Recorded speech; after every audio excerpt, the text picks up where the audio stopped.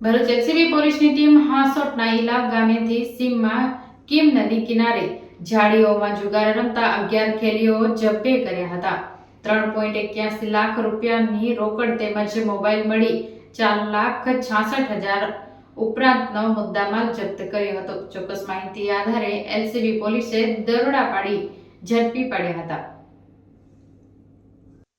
Bharuch LCB પોલીસની team Hansot વિસ્તારમાં પેટ્રોલિંગમાં હતી તે દરમિયાન ચોક્કસ માહિતી મળી હતી કે ઇલાવ ગામની સીમમાં કીમ નદી કિનારે બાવળની ઝાડીમાં મોટા પાયે જુગાર રમાઈ રહ્યો છે.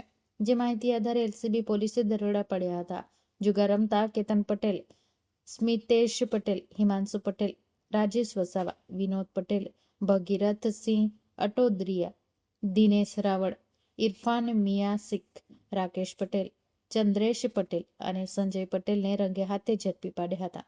હાંસોટ તેમજ સુરતના જુગારીઓ બાવળની ઝાડીમાં જુગારનો અડ્ડો બનાવી જુગાર રમી રહ્યા હતા.